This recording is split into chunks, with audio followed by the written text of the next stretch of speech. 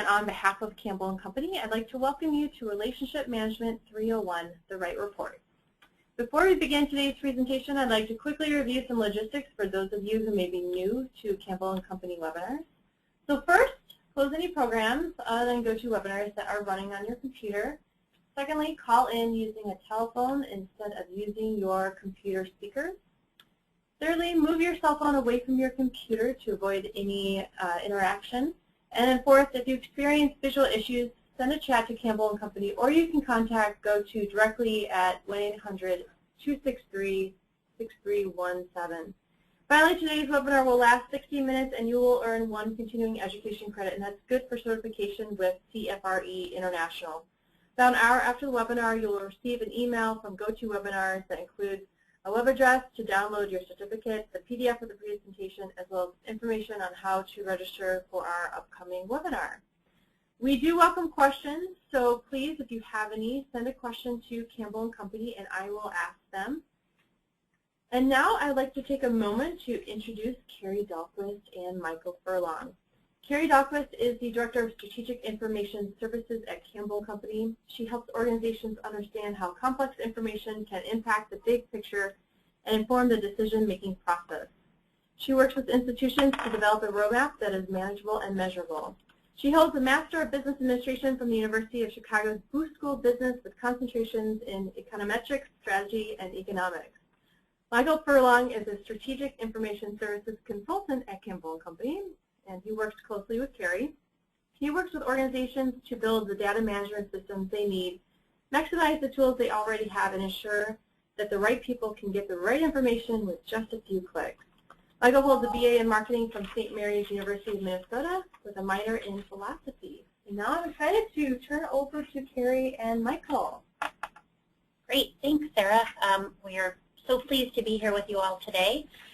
And I want to just take a couple minutes to kind of remind everybody the goals of today and how we got to this point in our relationship management series. So as you may know, this is the 4th presentation that we've made this year on relationship management.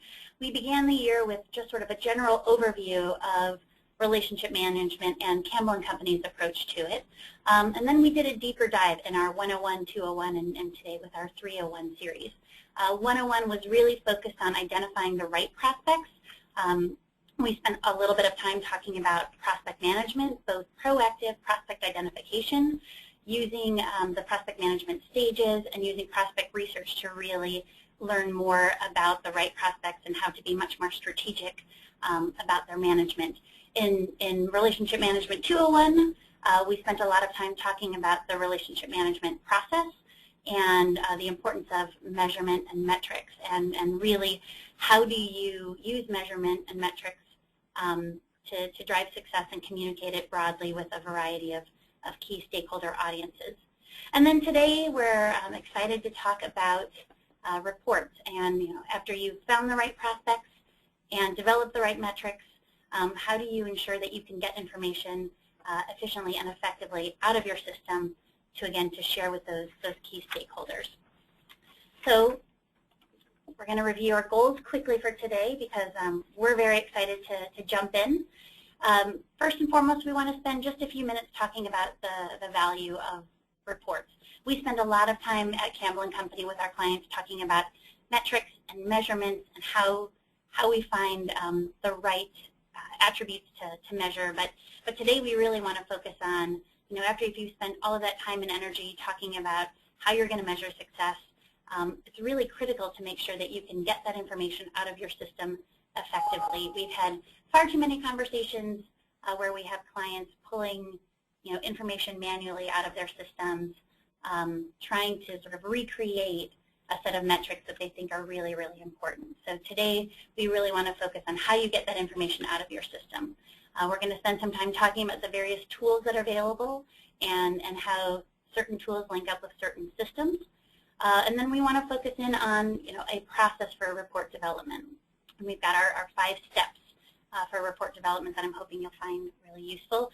And finally, at the end, we're going to talk about actual samples. We're going to review a few today on the webinar, and then we'll have a number of others available at the close of the webinar on our website. So with that, we're going to dive right in. As I mentioned, we want to spend just a brief moment at the beginning of today's presentation to talk about why reports are important. They help connect activity to institutional goals. We spent a lot of time talking about this over the course of our relationship management series. And last year we did a presentation on scorecard development. So in all of these sessions, we're talking about the need to connect our daily activity, our monthly activity, our quarterly activity to annual goals, which ultimately have to align with the goals of the institution, because otherwise we can be very, very busy, but if we're not busy in the right way and we can't prove that we're kind of heading in the direction that the institution needs us to go to advance the mission and the vision, then it really doesn't do us any good. Reports help us focus on outcomes. So, we have inputs and we have outputs, and reports really help us make certain that we're on track once we've established those goals, and really help us focus on outcomes. I mentioned stakeholders earlier. Reports really provide clarity for key stakeholders, and that could be staff, that could be managers, that could be institutional leaders, it could be volunteer leaders, that could be the community at large. So we've got a lot of different stakeholders, and there are various levels of reports that we can share with all of them. But the goal of it is to clearly explain to them what we've been doing and why we're doing it, and again, help focus on outcomes and ultimately map back to those institutional goals. Reports help us promote accountability. So we talked a lot about this in our metrics series, the need to be transparent and provide accountability and promote accountability, which also allows us to provide incentives, again, for staff and management and really the organization at large. So we think that reports are really important, and we appreciate the opportunity to talk with you about them today. We also appreciate that many of you took the time to tell us a little bit about yourselves in a recent survey that we sent out. And Mike is going to spend a little bit of time talking about the results. Thank you, Carrie. Yes, the survey that we sent out to everyone who was able to register before January 6th, because we just wanted to get a little bit of feedback on who we were presenting to today to help us sort of form the presentation. We were able to get just under 100 respondents of the people that we sent the survey out to. As you can see from this chart here, it's a very diverse group of attendees. We have everyone from, frontline gift officers, advancement service professionals, all the way up to people in management positions and directors. So thank you all for coming, and it should be fun. We next asked which system you were currently using. Out of our respondents, as you can see, a majority of you are on Razor's Edge. No real surprise there. It is a very predominant system in the market. What was surprising maybe was that there was really no other system that stood out. Donor Perfect coming in with 9% was the second largest. Everything else out there was under 5%.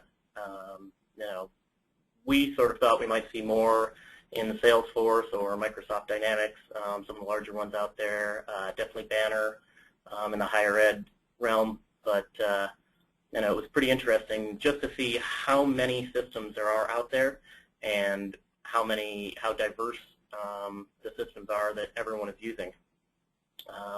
So obviously our plan is not to dive in on each system and give you background on all that, because there'd be no way to cover them all. But we did just want to, basically give an overview of reports and how they can be developed in any system, and which things you might be thinking about as you move forward with your relationship management reports. So we followed up the systems question with a question on how satisfied you are with the built-in reports in your system. Each system has varying degrees of built-in reports. Some are, more complex. Some are very basic. Some have specific relationship management or pipeline type reports, and others don't. Others you have to, get creative to make your own. But looking at the results here of, most people are somewhat okay with the reports. The next majority is not at all happy with those canned reports. So the real thing we're getting out of this is that no matter what the system is, people seem to want more out of those canned reports. Something we're seeing in the industry is systems are moving towards better reports. It seems like we're always ahead of the curve, wanting more before the developers catch up and start putting those canned reports in the system. But right now, there are systems out there that are moving towards that, and hopefully they will get better in the future. The other question is, everyone has a reason for wanting more and better reports. Sometimes they might actually be in the system, and we're just not aware of them. So getting to know your system, getting advanced training on the system you're working in is always good. And then sometimes it's, having to run 3 reports to get the information that you'd hope to have on one. But you're still able to find it in your system, but you have to cobble it together, and those are issues and reasons that we're not particularly satisfied at this time. So your other alternative then is using custom reports. So with the built-in or the custom reports, we've asked, are you using any third-party reporting tools? It looks like over a quarter of the respondents have come to the conclusion that we'd like to make our own reports and have moved away from those system reports or canned reports. So we took a look at what systems are out there and what their partnering reporting platforms are. So as you can see on the slide, we put up some of the larger respondent systems and their partnered reporting platforms. These are just the major ones. You can use other ones to access data out of these databases, but these are the ones that are officially partnered with them. Then right across the bottom there are the universal tools. These are reporting tools that can work with any database you have out there. The issue with these is sometimes you need additional IT help or very experienced programmers. Some of the other stuff, when it's just tied in, you can get by with some basic knowledge. But when you're going into this, you really need to have someone that knows what's going on and can connect these tools directly to your database. One thing to mention on there is we have Excel as one of our last universal tools. We want to make sure that you don't get the wrong idea and think, oh, I can just go and put my data in Excel and make reports out of that. Please don't do that. Yeah. So we don't want shadow databases. We're very anti-shadow database here at Campbell. But the idea we have is Excel is still a tool that's out there, and if you can get a query to export out and put that data directly into a sheet in Excel, and then have someone actually do the VBA programming behind it to produce other reports on separate sheets or charts so that it's automated once you paste that data into Excel. So don't go manipulating it or changing columns or moving things around once you get it there. It's basically a dump of your data, and then you have an automated macro that will run through and give you reports. So yes, now that we've discussed the systems and tools that exist, we'll take a few moments to go over report development. Thanks, Mike. So as we mentioned, we've got about 5 steps, and please note ahead of time that some of these steps are more involved than others. We understand that you may want to break these steps into sub-steps, but for the purposes of today's presentation, we wanted to kind of focus on the 5 key areas, which really begins with gathering background information. And I would say from my personal experience, this is often a step that seems so obvious, but is often overlooked. And sometimes we get sort of halfway through the process and we realize that we were missing critical information up front that had we had really could have better informed the process, shortened the process, and made all of the stakeholders, I think, really more aligned in terms of their vision for a given report. So it's really critical in the beginning steps of report development to get information usually from leadership or the end user. Sometimes report generation comes from staff who feel like there's a need, and sometimes it's driven at the top, or bottom down, top up. It can go either way, but ultimately we need a certain amount of information from leadership and or the end user. Really, we need to understand who's ultimately going to be viewing the report. That seems really obvious, but again, I think sometimes in our rush to get something done quickly, we overlook some of these really simple questions. So who's ultimately going to be looking at the report? How are they going to use it? Is this, for today's purposes, we're focused on relationship management, although we do lots of different reports at Campbell & Company. For the purpose of relationship management, we have a series of conversations about, what do we want to accomplish with the report? If this is something that needs to be used on an ongoing basis, is this something that's going to be really sort of a cheat sheet for relationship managers? Is it something that's going to be used more broadly with leadership or with the board? How often is it going to be referenced? Are we going to be looking at this daily, weekly, monthly, quarterly, annually? And sometimes you've got versions of the same report that you can look at in multiple ways. So maybe we have monthly activity goals that are going to ultimately align with an annual goal. So some of these reports need to sort of serve dual purposes. And then finally, does it need to roll up or cascade down? This is all about levels of detail and hierarchy, and I know Mike's going to spend a bit more time talking about it later. But the idea is that we can track something on a very detailed and minute level, or we can begin to summarize and roll things up. So we could look at a given officer's activity in a given month, or we could look at activity across the team for a given month, or we can look at activity across an institution or dollars across an institution for a year. So you need to think through kind of the levels of hierarchy and how this information is ultimately going to roll up or be able to be cascaded down.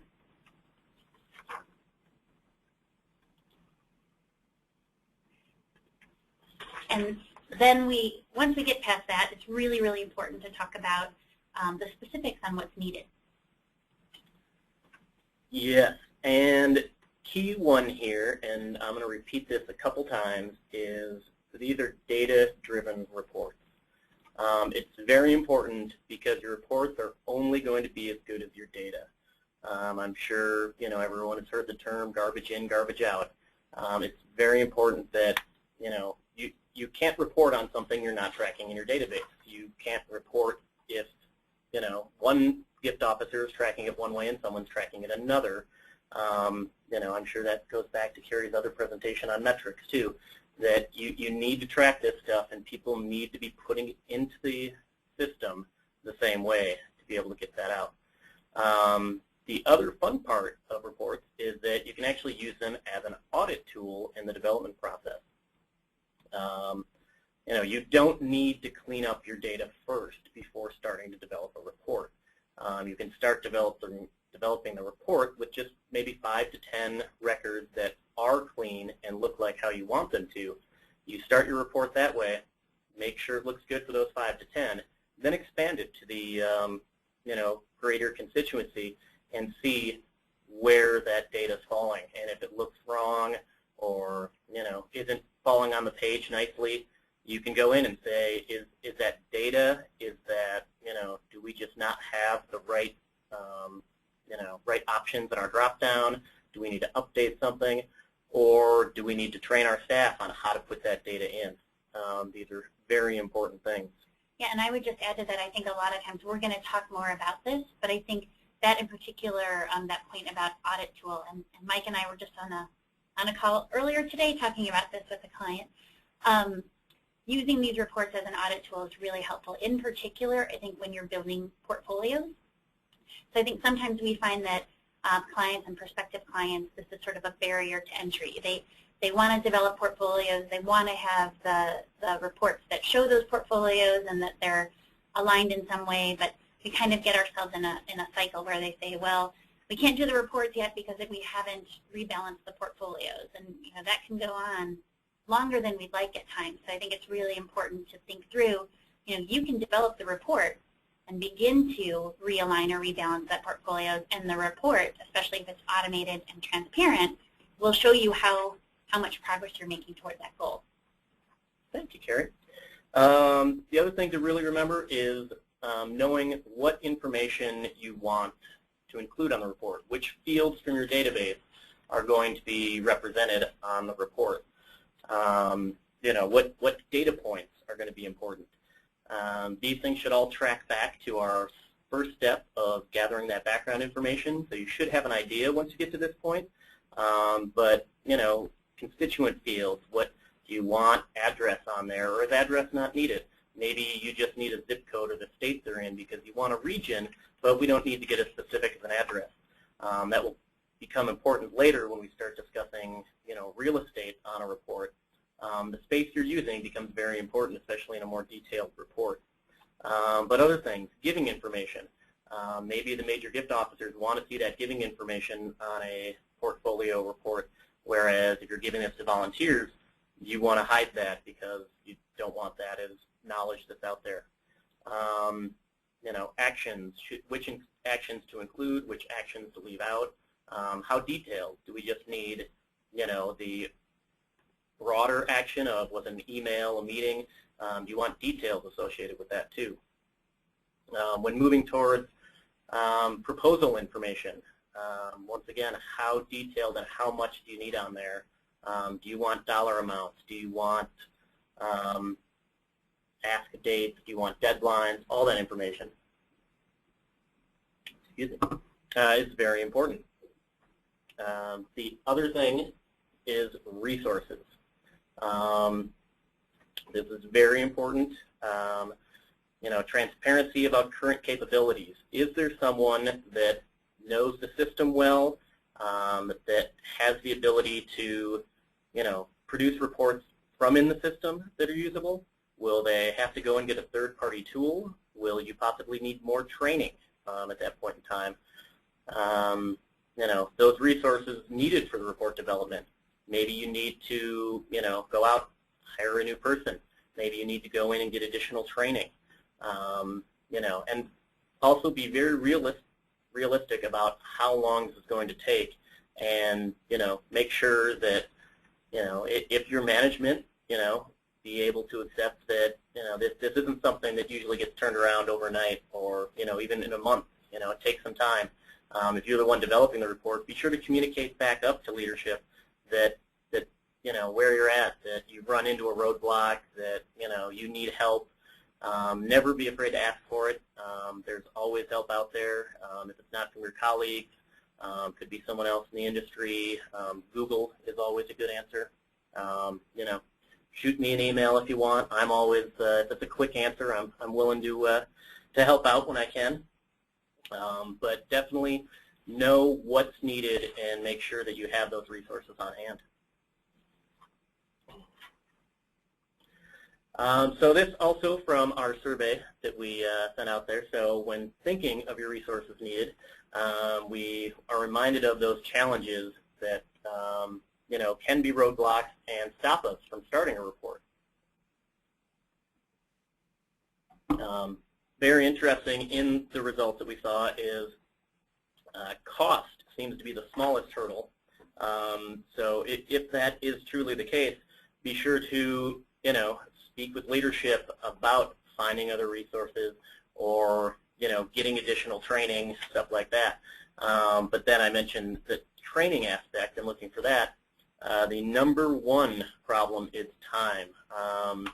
That's just part of today's society. We are all pressed for time all the time, but especially at work. You might not have 2 days to go and specifically go and learn some new reporting tool, but that's what it's going to take to get the report done. So you got to prioritize. If taking a couple days of training to learn a new tool is going to be helpful in the long run, as opposed to struggling through trying to create those reports, it's just not what you want to do. But what we want to remember here is, these systems that we're using, most of them are expensive. We're paying monthly fees or yearly subscriptions or paid a high upfront cost to get a system in there that we plan to use for the future. And the idea is to make that system work. You know, everybody is going to have a complaint. There is no perfect system out there. If there was, wouldn't that be great? I know I'd want to be on it. But with the tools and the system you have, there's ways to make it work. You just need to figure it out and you know, work on it. And can I just add one more thing about time, Mike? I think it's really important to acknowledge that time is not just the time it takes to develop this from the programming side. Time is, you know, the commitment of leadership and the focus of leadership and end users too, to really help inform and guide the process. So that time commitment, you can see we're close to 70% of you said that time is a major challenge in terms of creating these reports. And it really comes from sort of each level of our staffing, because it does take focus from, you know, various roles to make these successful. Thank you. So on to step 3, mock up and review a sample. Ideas we have are, you know, think about the layout. What's going to go where on the report? Think about format. What text you're going to use, how large, date and number formats. Are you going to use, is it a dollar amount? Are you going to use a cash sign? Things such as that. Details, how much and how little. Is it going to be a dashboard where we're going to have more graphs and charts versus a detail report where we'll have names, information about the constituent, things such as that. Parameters and filters. We can put information into a report and then narrow it down. An entire group of gift officers, you don't need to print the full report. We can have that filter on certain ones work out to be the way you need it to. And as I mentioned earlier, be aware of real estate. The report, you know, you can print it on legal size or letter size paper if you're going to print it out. If it's going to be just one you view on a screen even, you only have so much real estate on the screen. So you have to choose, do I have too little information? Is there a lot of blank space or white space in my report? Do I have too much information? Is my font too small? Is it too much to read all at one time? Also want to make sure that we review the mock-up with the end user, the person that's going to be looking at and seeing this report. Make sure you get their feedback and buy-in at this level. We don't want to go off, develop a report, show it to them, and then have them say, that's not what we want. We want something completely different, because then it's just wasting time. So make sure, before moving too far forward, that we get that buy-in and sign-off from the end user. That can be, you know, your gift officers. That could be people just in your office. It could be higher up. It could be management. Whoever's actually going to be ultimately looking at this report, that's what we want to see.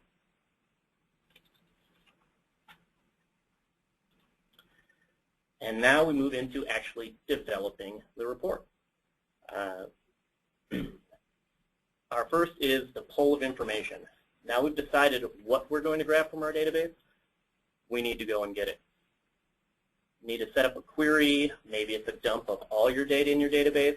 However that is, we need to get it. We can link directly into the database. We can, as I mentioned earlier, dump it into Excel or Access file and work from it there. However it is, we want to make sure that this information is pulling directly from the system and not being manipulated in between where people can make changes or, you know, make the outcome look the way they want it to. Create a draft. Make sure that it's regular updates on your progress. Everyone's aware of how we're doing and how it's working, how things are moving along. Again, if you run into a roadblock, maybe you're ahead of schedule. You know, these are things that everyone wants to be aware of while moving through the process. And as I mentioned earlier when I talked about the fact that we had 5 steps and some of them were going to be more involved than others, we recognize that this step 4, which is, you know, just go and develop your report, might be a more intensive step, and just want to acknowledge that the idea of, you know, when you're creating that first draft,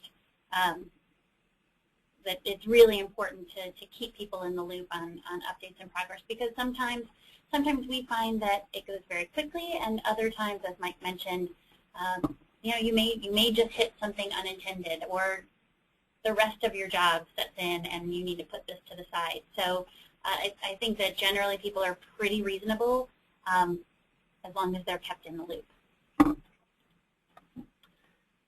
Once you have that draft, you want to go back, compare it to the mock-up that you developed with the end user at the very beginning to make sure that it looks like it's reporting what you intended it to report. It looks like what you want it to look like, stuff like that. And then after that, we're actually going to want to really go and present what we've made, basically our first draft, go back to the end user and have them take a look at it with you. As it says there, it's a very iterative process. This can be very long. It could be very short. You could get it to them and they say, wow, that's great. That's just what I was looking for.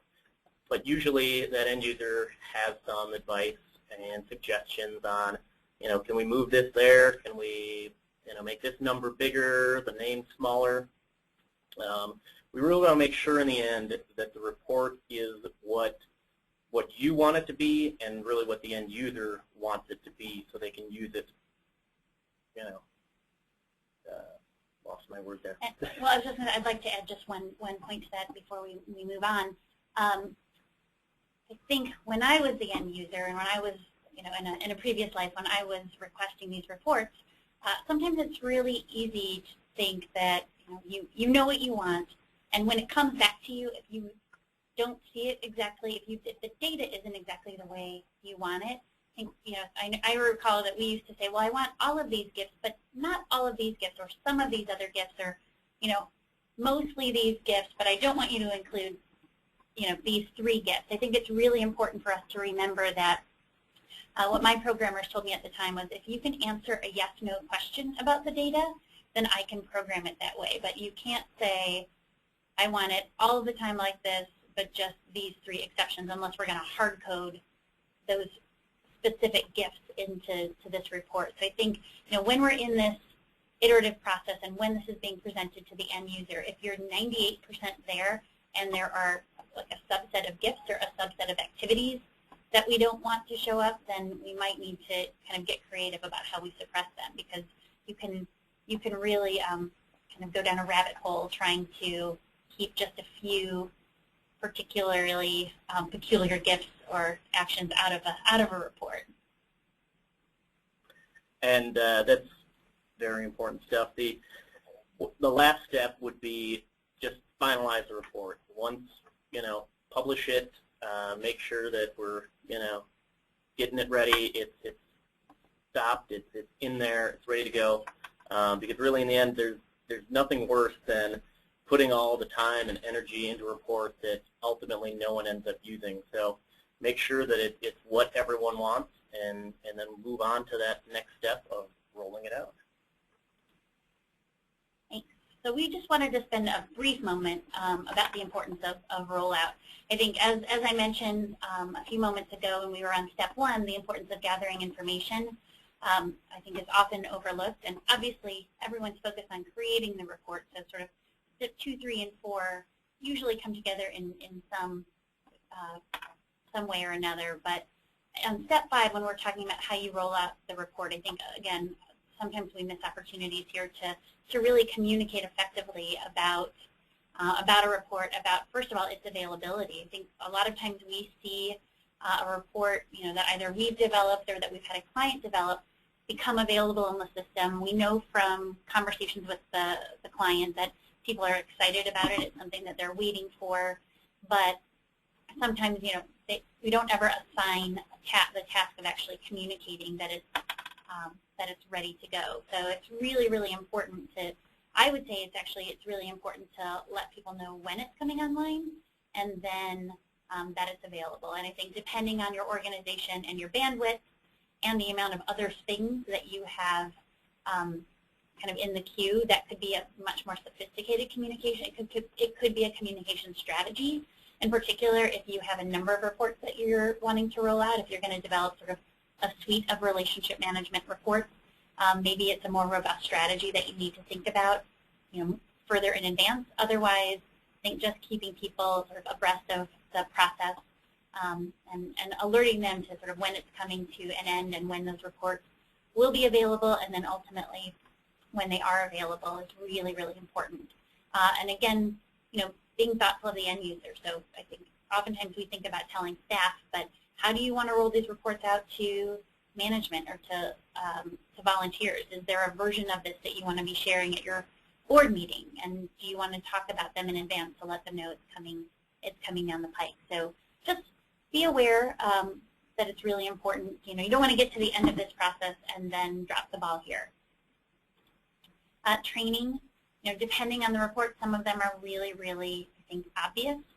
And some of them require a bit more training, in particular if we're using them to help drive relationship management. So oftentimes what we will see happen is that we have a client who is either looking to enhance their relationship management system, and one of the ways they want to do that is with a set of reports. But along with those reports, they're also working on, developing portfolios or realigning portfolios. And so there's a whole component of training, not just related to the reports, but related to what the reports are ultimately supporting. So making sure that people know the reports are coming, that they know how to use them, that they know how to access them. I think when we talk about training, we're not only talking about, which button to push in your system to physically get to the reports, because keeping in mind these are automated reports, our goal is for any staff member to be able to access them. So showing them specifically how you do that, how you access them, how you run them, if there are parameters or queries that need to be taken into consideration, how do you negotiate those. And then I think a broader training on, now that you have these available, how should you be looking at them to either help manage your staff or help manage a portfolio or a set of activities. This is something that can be really, really useful if implemented appropriately. So thinking ahead about the training that's necessary is really helpful. And then ultimately, we all recognize, hopefully the report is in perfect shape once it gets rolled out, but oftentimes there are little tweaks. Once users work with these reports over time, there might be small requests and refinements that are going to be needed. So I think if you are the developer of the report, it's really important to stay in touch with the end users and make sure that the report is working effectively, and if there are little tweaks that are going to be helpful, to stay on top of those. Yeah, real quick, Gary, just something to mention there is when you've been developing a report, you might have only been working with one or two people or a small group to get it ready, and you roll it out to an entire team. You're going to get some additional feedback at that point, and you need to determine, along with the management and the ultimate end users, is it something large enough that you need to fix, or can you just move on and people will adjust? Which is sometimes that's the right answer too.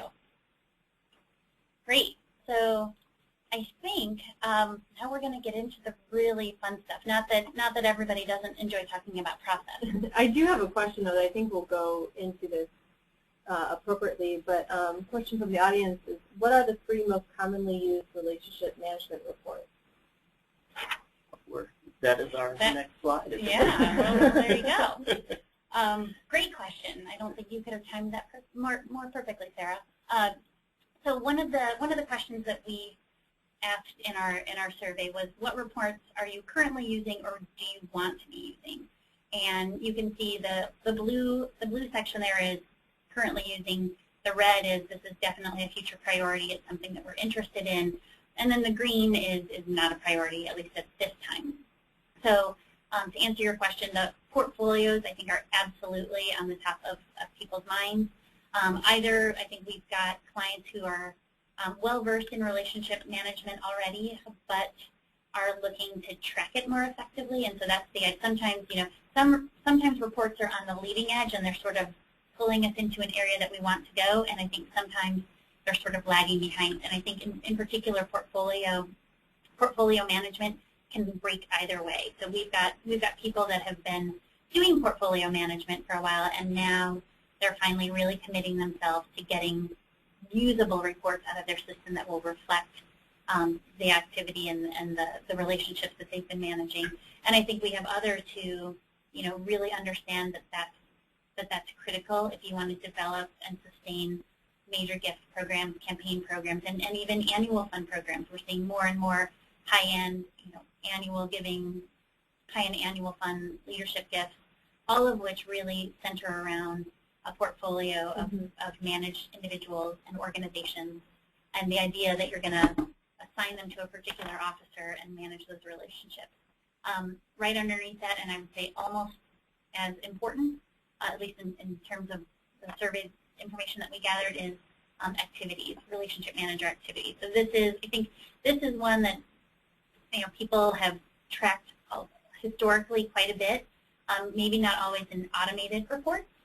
So I think that's why we're not necessarily seeing as much of a population currently using them. I think this is one of those that I think is often sort of pulled out of the system in a sort of down and dirty fashion and pulled out into Excel and then manually manipulated to give to leadership. But I think more and more the idea that we're tracking, that we are tracking activity, that we have metrics around activity, that we have leadership that's very interested in activity and the right kind of activity, and that we have staff that are now being incentivized to spend their time in the right way with the right people. I think all of that really supports the notion of activity, and activity, again, sort of in your portfolio. I think a lot of these have an interplay.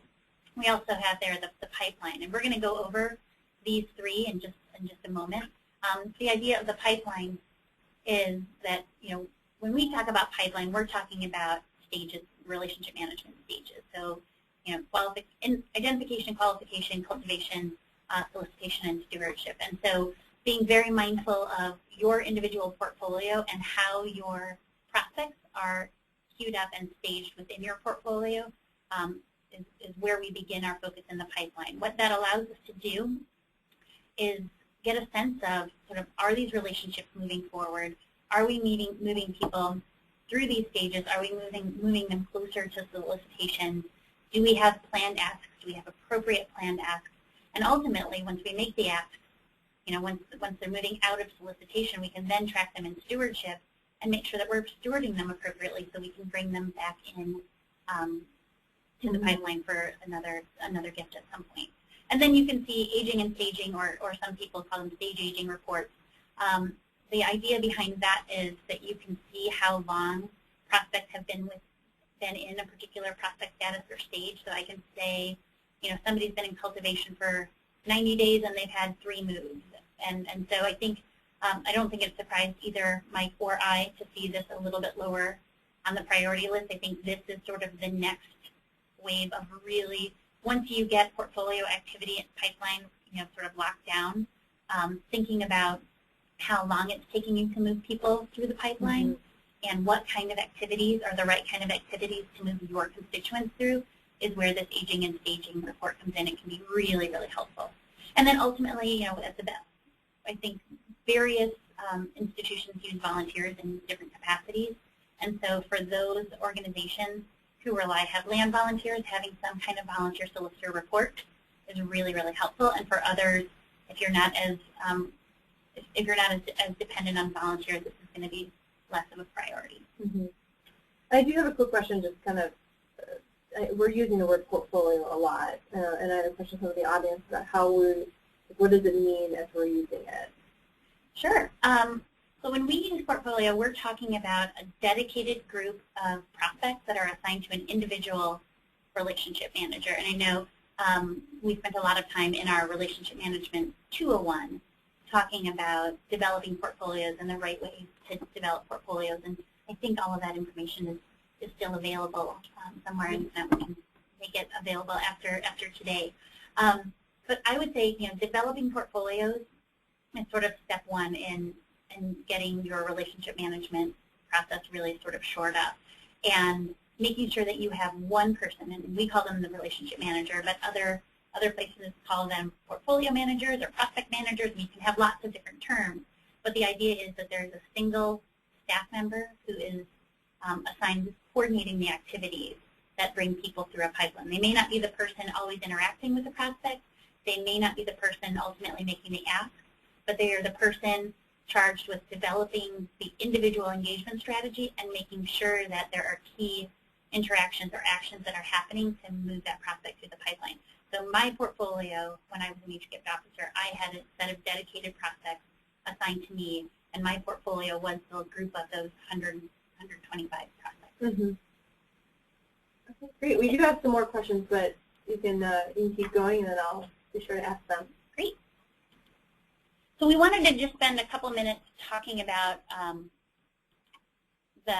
some samples. And as I mentioned, we've got a few that we'd like to go over here, and then we'll have more available at the close of today's presentation. I've just talked a couple minutes now about portfolio and pipeline, so I won't belabor the point too much. We'll just get right into the sample, but want to acknowledge that, at least in the way that we use these at Campbell & Company, the audience can be advancement or development leadership, can be individual officers, and that we've developed a portfolio and pipeline report that can look at volunteer activity very similarly in the way that we're about to look at relationship manager activity. And real quick, before Carrie gets too far here, you might be asking portfolio/pipeline. You just told me those were two separate reports. We are so advanced here at Campbell that we have integrated those two. So we actually do our staging on the portfolio report, so the pipeline is built right in there. Absolutely. Thanks, Mike. And yeah, and we'll see it in just a moment when we look at a visual. But I think for those of you who are not yet focused on developing the pipeline in those stages, you don't need to include them in this report. But yeah, we think that it's really for us and for many of our clients, we're moving toward really getting them to think about both prospect status and relationship management sort of together as a unified part of a unified strategy. So we have developed a sample that looks at the portfolio and the pipeline together, and we'll look at that in just a second. We talked earlier when you're thinking about reports that it's really important to acknowledge the purpose.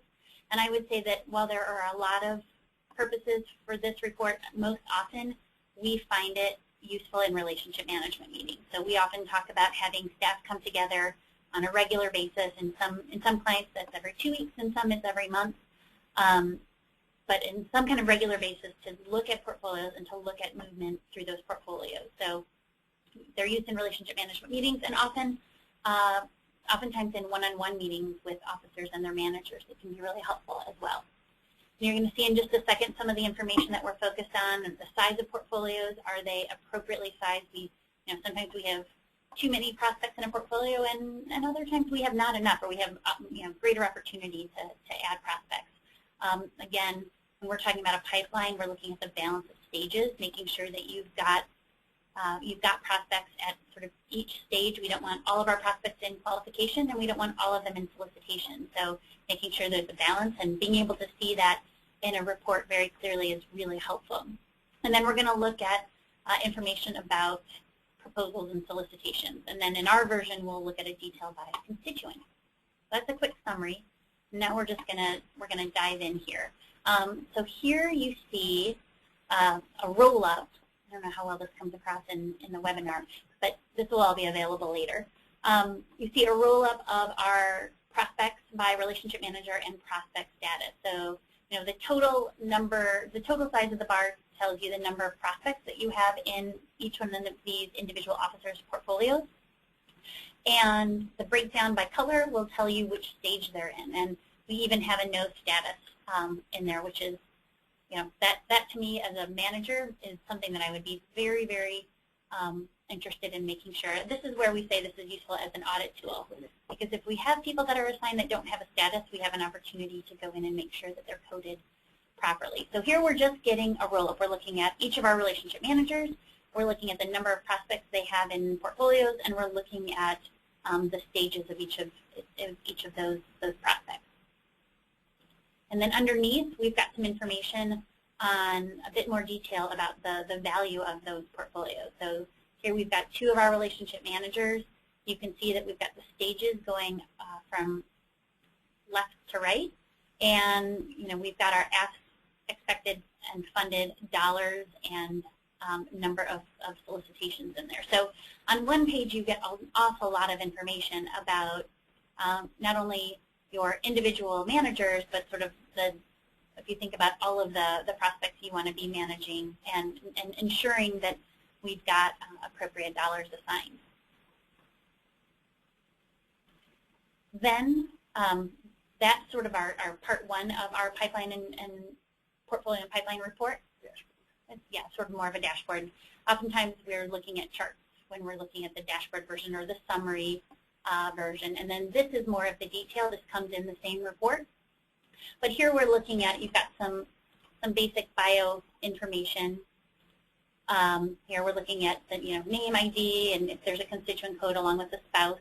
Here we're looking at some giving information, so their last, largest, and total, gifts and dates, which can be really, really helpful as a major gift officer, being aware of how recently they've given and perhaps what they've given to. Over here we're looking at action. So what was the last action? We have the last action type, date, and description. So we've got a brief description about that last action as well as a next action. So in most systems you can put in future actions, which are really, really helpful and help in sort of staying on top of what you want to do. What are those key steps? What are those key movements or benchmarks that you want to make sure you're driving with your constituents? And then here we've got really important proposal information. So what's in the system in terms of what we're planning to do or what we have asked, or if something's been funded. We also have a note about whether or not there are other solicitors involved. So if you're working with a volunteer or a natural partner, that can be reflected here as well. Just want to quickly acknowledge that we're grouping this report by the relationship manager, and we have it sort of subgrouped by prospect status or by stage. So there's a lot going on here, and again, you get a lot of information. This is the view that I think can be really, really helpful in relationship management meetings. And one more thing to point out on that is, as you can see, it reports on the data you have in your system. So if, you can't report on a next action if you haven't put a future action in there. Absolutely. All right. Another one, very important report, is the action summary report.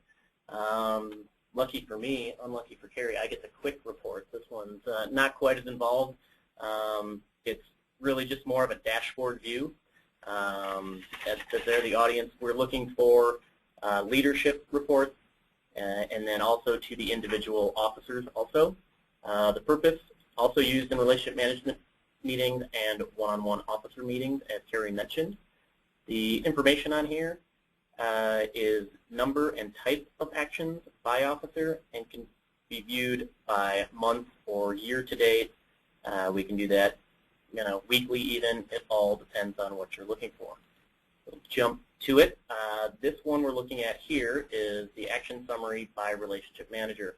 So on the bar chart up top, we've got the total number of actions that have been performed this fiscal year for each relationship manager, and then color-coded by what type or category they might be. Was it a meeting, a mailing, a phone call, an email, such as stuff like that. On the bottom is just a quick crosstab showing you the actual numbers that are up there in the chart.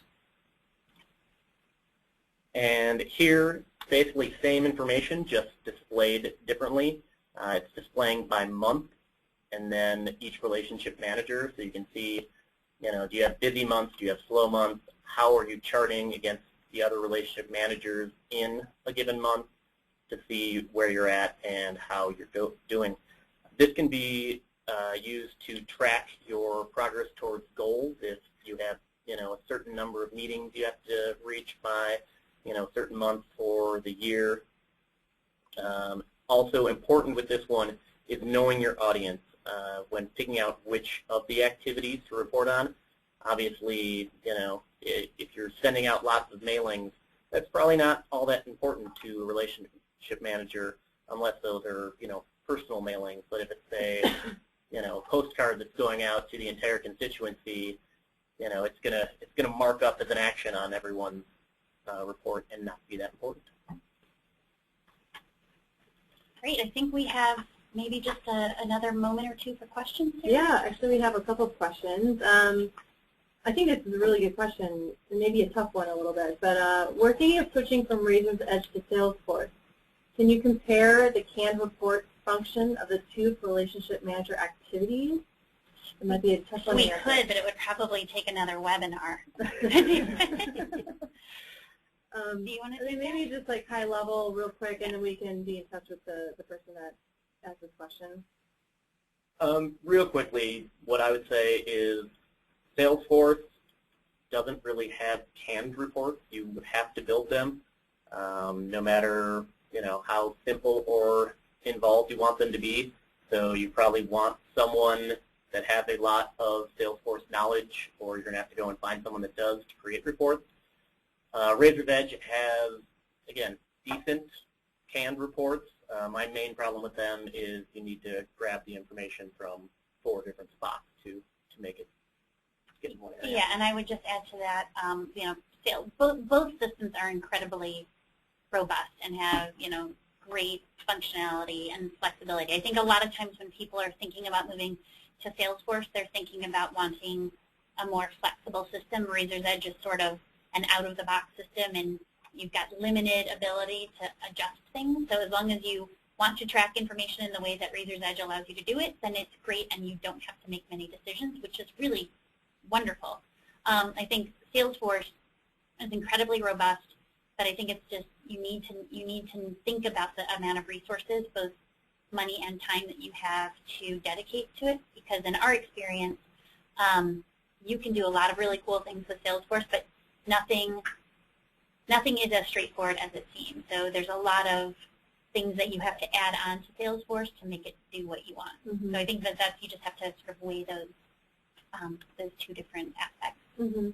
Okay, thank you. And then I think we could also follow up individually too. Yep. Here's another question. As an end user, what is the best way to review a list of reports to see if it's meeting our needs? Along the lines of the audit process, we want to have a few reports, not dozens. So how to basically assess the reports that you have without having dozens of them? That's a great question. I'm personally going through that right now with our system. I think that, and I think Mike was talking earlier about Razor's Edge and the need to often pull multiple reports to get to certain information. So I think if many of our users are on Razor's Edge, so that might be a common concern. So but I think generally, pulling together the list of reports that you're using on a regular basis, and I would say think about what works with them and what doesn't. And oftentimes, I would say in our experience, you can often take 2 or 3 reports that you use on a regular basis and condense them into one report that's much higher functioning. So I would say, get your list together of all of the things that you use on a regular basis, think about what's missing, and then think about how you can sort of combine. Yeah. Would you agree? Mm-hmm. Okay, thanks.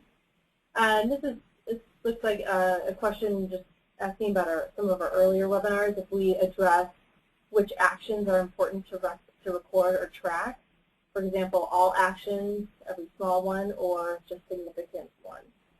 Yes, I think we covered a lot of that in Relationship Management 201. Mm-hmm. But I would say, generally speaking, we have a preference at Campbell & Company, and this is, this sort of depends on the culture of your organization and where you are in terms of your relationship management maturity and development. I think our goal is to focus more on we call them substantive or purposeful actions, and we spend a lot of time talking about how to quantify those and clarify them. I think we acknowledge that, and that's the importance of these reports, because it gives you filters, and you can say, I want to look at all the every email that went out, or I just want to look at visits, or I want to look at certain views. I would say generally our approach is we take for granted that all of the right kinds of small actions are happening if the larger, more purposeful and substantive actions are occurring. And so, I think kind of reducing the white noise and really honing in on those that are most important to engaging our constituents and enhancing those relationships is our preference. Okay. And one final good wrap-up question. Do you guys have follow-up webinars or workshops that delve into the different kinds of reports, portfolio, pipeline, et cetera, and best practices in developing each one? So taking this, I guess, a step further. I love that people want to go further. I think that's Mike. Oh, that's me. Nothing planned at this time. A lot of times when we get into something like that, it's really dependent on the system itself. It's tough to, show someone or tell you how to draw up a report and actually how to build it without knowing which tools you're using, which system it's coming out of. But the sample reports we have should give you a stepping off point, a good place to start, and look and say, we don't need all that in our pipeline or portfolio, or we only need this half.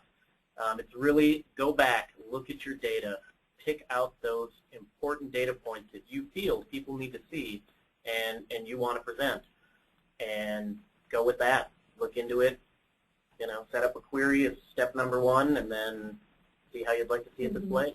Yeah, and I would just say, and if you still have questions or need help, contact us, and we'll set up time to walk through your system with you and help you answer questions.